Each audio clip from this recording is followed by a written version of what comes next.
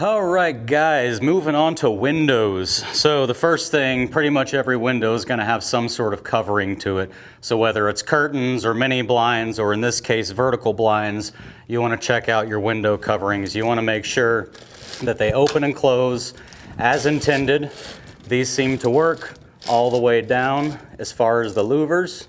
And then go ahead and open it all the way up.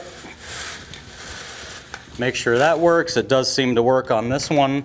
So now you know that your window coverings work. And like I said, if you have mini blinds or some other sort of window covering, just check it thoroughly and make sure it's all functional like it's supposed to be.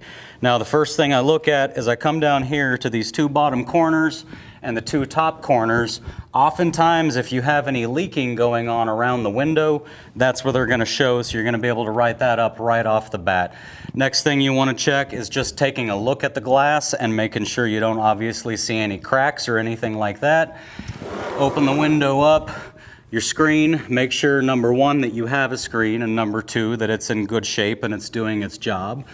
Slide the window back and forth. It should slide without too much effort. Close it all the way, and you always, everybody forgets this, you want to check these locks. Now, if you want to come take a look at this lock here, if you notice, it doesn't lock. See that? It just pushes the window away from there. So we'll slam it shut again.